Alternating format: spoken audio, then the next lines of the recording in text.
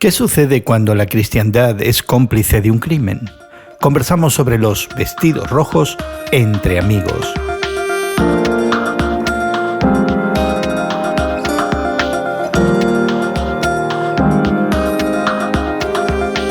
Gracias por acompañarnos entre amigos, esta conversación semanal sobre la fe cristiana y el mundo contemporáneo. Te saluda Gerson García. Hoy conversamos sobre los feminicidios cometidos contra comunidades indígenas, algo que se ha marcado en el calendario justamente en estos días. Pero antes queremos invitarte a que te suscribas al podcast que acompaña este programa y que encontrarás en tu plataforma de podcast favorita. Nuestro podcast expande la conversación con más detalle y te ofrece enlaces a los recursos que mencionamos. Además, podrás dejar tus comentarios y acceder a nuestros archivos. Encuéntralo como Entre Amigos con Gerson García en cualquier lugar en el que consigas tus podcasts favoritos. Hoy conversamos sobre la marca en el calendario del 5 de mayo como una fecha para recordar a esas 1.200 mujeres indígenas desaparecidas y presuntamente asesinadas en Canadá. Por más de una década, el proyecto Red Dress, o campaña del vestido rojo de la artista Jamie Black, ha llamado la atención sobre la violencia sistémica contra las mujeres indígenas. En estos días, nuestro colaborador Guillermo Serrano publicó un comentario editorial en la prensa cristiana en Centroamérica, donde justamente hace eco de esta iniciativa y de la violencia contra las mujeres indígenas. Y Guillermo, con este editorial verdaderamente has puesto esta fecha del 5 de mayo patas arriba. El 5 de mayo ha sido, por lo general, como una especie de tradición que comenzó en México y después ha traspasado la frontera a nivel mundial. Es la conmemoración de la batalla de Puebla, en donde las fuerzas mexicanas son capaces de enfrentarse a fuerzas militares francesas. Y entonces en esa batalla pues ganan los mexicanos, iniciando así un periodo de varias batallas más y de guerras pequeñas contra los franceses, después van contra los españoles y qué sé yo. Eso es la celebración histórica del 5 de mayo, pero como dice Gerson, hay también esta otra nota que no es alegre, que es triste en realidad, y que habla un poco de la condición humana tan caída, en donde uno se pregunta si realmente existe humanidad cuando se hacen desaparecer niñas y mujeres, fundamentalmente de comunidades indígenas, que históricamente se hizo en el pasado también. O sea, tampoco podemos nosotros lavarnos las manos y decir a través de todo nuestro continente que no ha habido intención de aislar y también, por supuesto, tratar de eliminar hasta donde esto sea posible todas las comunidades indígenas en todos los países de nuestra América. Así que este es un problema serio y Canadá parece haber tomado conciencia de esto. No sé si está tan presente esta conciencia en los Estados Unidos y cuando ya saltamos la frontera y caminamos hacia el sur en nuestra América Latina. No, yo creo que Canadá está tomando la iniciativa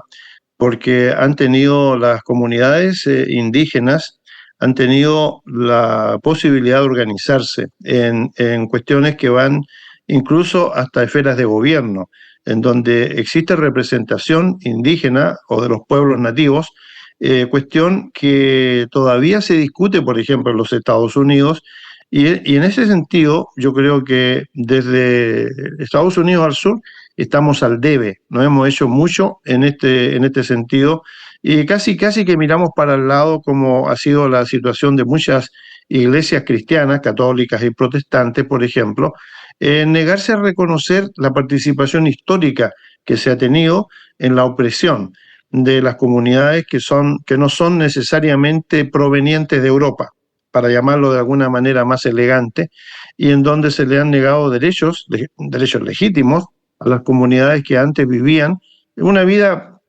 pacífica, una vida relativamente normal acá, en donde se les ha ido arrinconando y como ahogándolas sin dejarles la posibilidad de expresarse. Y yo creo que en ese sentido no solamente el silencio eclesial, sin importar la denominación, acerca de estos crímenes, pero lo que a mí más me preocupa quizás y lo que es más difícil de admitir es la complicidad histórica, el hecho de que, por ejemplo, hemos hablado bastante de Canadá en el día de hoy, pero muchas de estas escuelas de internado para niños aborígenes eran religiosas y había una militancia religiosa por acondicionar al aborigen, al indígena, al nativo de las tierras a ser un cristiano de corte europeo.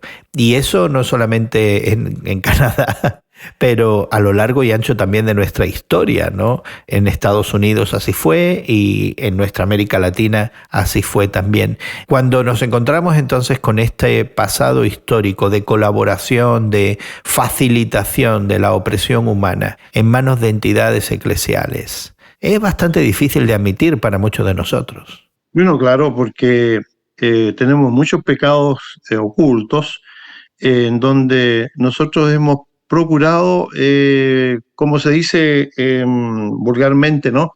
Es tirar la tierra debajo de la alfombra, no tirar la suciedad debajo de la alfombra para que no se vea. Y entonces preferimos dedicarnos a toda la cuestión espiritualista o espiritual. Incluso se citan pasajes de la Biblia, ¿no? Que tienen un especial significado simbólico, donde vamos a caminar por calles de oro, por puertas que son de perla y toda esa cuestión.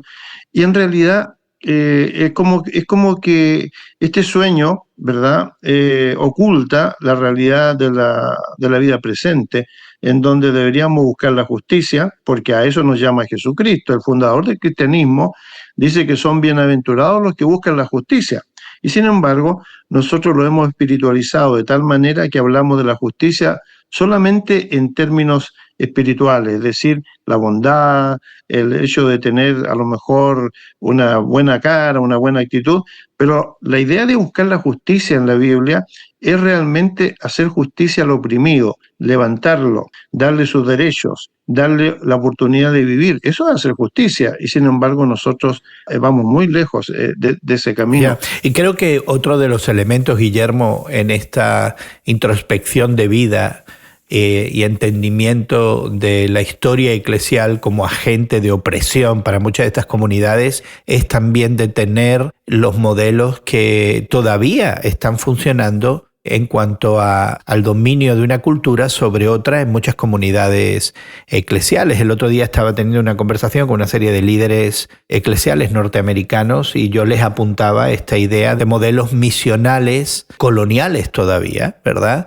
donde se entiende que la cultura a la que vamos a compartirle el evangelio es una cultura subalterna y que estos seres humanos tienen una condición subalterna a la nuestra, ¿no? Son inferiores de alguna manera, están deficientes y aquí venimos nosotros a ofrecerles este evangelio. Y yo veo ese patrón misional colonial todavía en funcionamiento en la manera en que muchas iglesias de corte europeo, compuestas en América Latina por criollos y personas de piel más blanca, ¿verdad?, que los otros, menos rojizos, menos oscuros, todavía aplican en relación a comunidades indígenas, de nuevo, a lo largo y ancho del continente. Y no sé si antes de saltar a la justicia deberíamos ver qué mecanismos tenemos todavía en nuestros sistemas eclesiales que perpetúan estos entendimientos coloniales que, como vemos, son devastadores, ¿no? Sí, porque las buenas nuevas del Evangelio son realmente una noticia en donde viene la salvación de los pecados, viene la salvación de, digamos, patrones de vida que son malos a una nueva vida, pero eso no significa barrer con la cuestión cultural o idiomática o de costumbres que tengamos, porque la gente tiene el derecho a expresar su adoración de acuerdo a su idioma y a los ritmos y a los tonos que ellos tienen.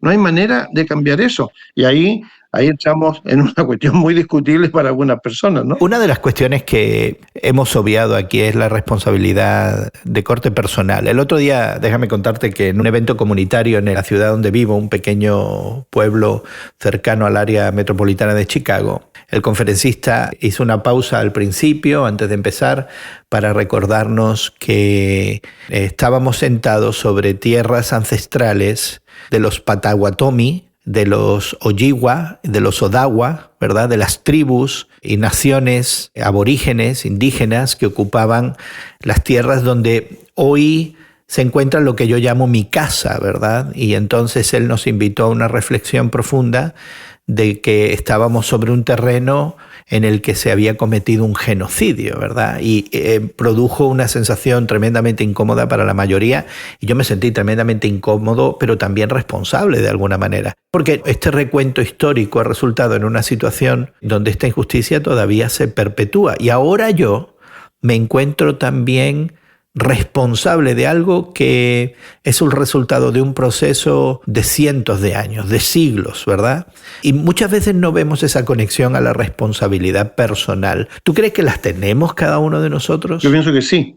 Y la manera de comenzar a reparar esa parte es precisamente dándoles la oportunidad a estas personas que son de otros orígenes o que vienen a lo mejor de orígenes ancestrales, darles la oportunidad para que participen en la comunidad, para que ocupen lugares o puestos de responsabilidad y de autoridad, de manera que expresen también sus propias ideas y nosotros podamos respetárselas. Yo creo que ahí comienza una responsabilidad personal de todos nosotros en reconocer a estas personas, porque además tenemos que aprender a convivir con ellos, a comer sus comidas, a compartir las nuestras, a entender parte de su lenguaje, algunas de sus expresiones, así como creemos que tenemos todo el derecho de expresarnos en nuestro propio idioma. Entonces, a la luz de esta responsabilidad personal, a la luz de lo que hemos conversado hoy, ¿cómo el Evangelio informa mi responsabilidad personal y mi manera de actuar frente a situaciones como esta?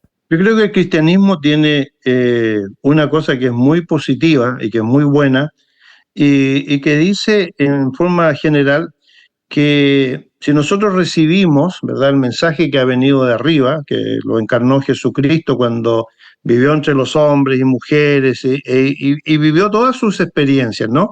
Fiestas, funerales, cuestiones alegres, algunas tristes, caminando por el camino, encontrándose con mujeres, con hombres y haciéndoles ver la nueva vida que él había inaugurado.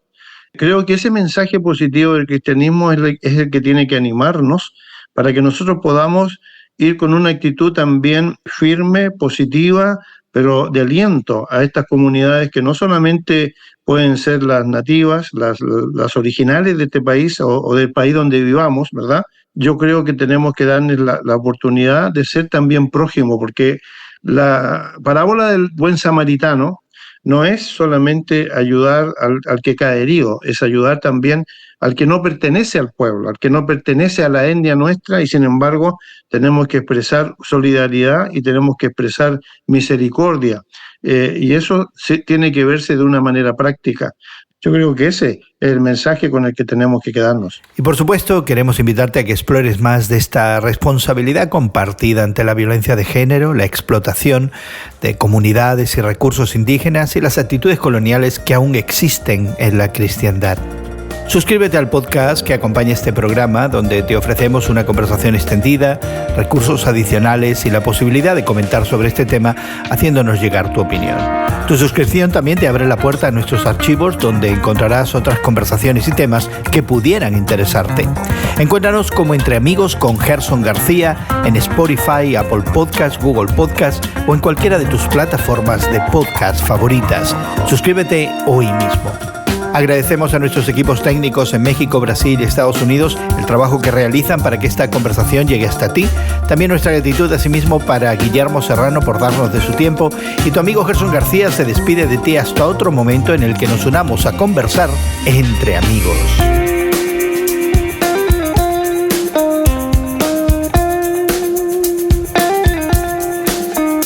Entre Amigos es producido por Eventual Media y distribuido por Radio Moody para ministerioreforma.com.